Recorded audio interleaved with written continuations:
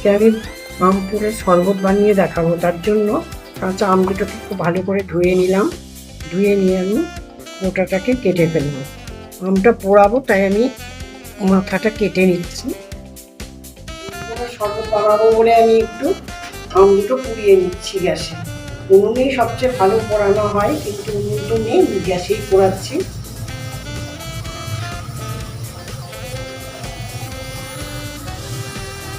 বাল্বটা বার করবো।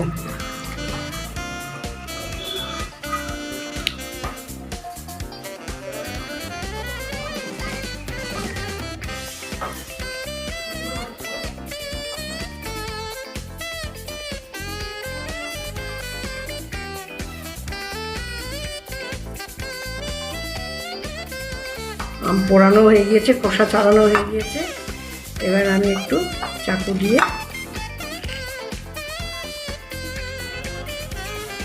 কেটে নিচ্ছি আমটাকে। আঁটি হয়ে গিয়েছে, আঁটিটাকে বাদ দেব।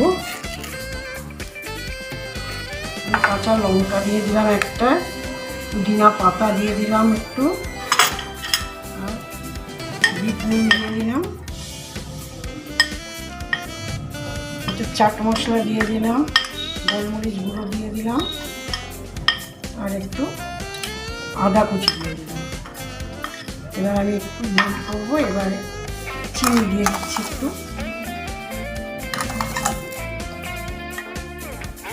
আমটা কতটা টক সেই পরিমাণ অনুযায়ী চিনি দেবেন। আর এটা আমি জিরে গুঁড়ো আর মৌরি গুঁড়ো আর গোলমরিচ গুঁড়ো আর একটু জোয়ান গুঁড়ো সবকে ভেজে নিয়ে আমি একটু মশলাটা দিয়ে দিলাম। এবার আমি একটু ব্লেন্ড করে নিয়ে আসবো। আমার সব রেডি হয়ে গেছে, আমি এবার গ্লাসে ঢালবো।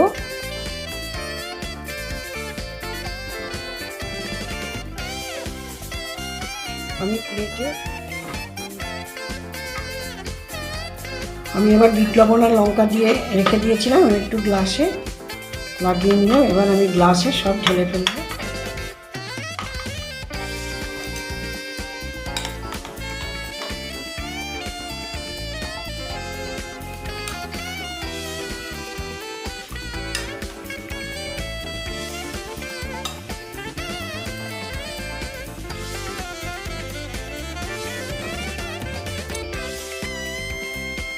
এবার আমি বরফ দিয়ে দিলাম।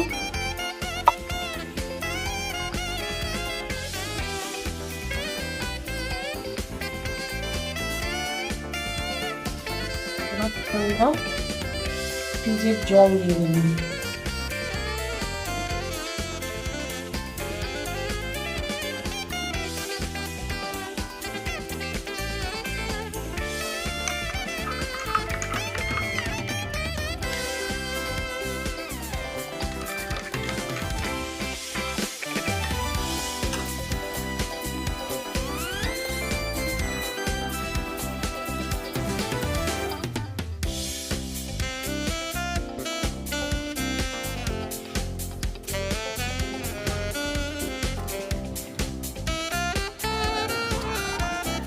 গরমের দিনে বন্ধুরা আম পোড়ার শরবত খুব উপকার।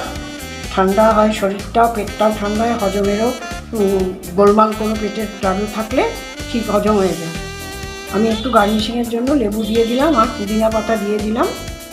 তোমরা এরকম করে তৈরি করে দেখো কেমন হয়েছে, কমেন্ট করে জানিও আমাকে।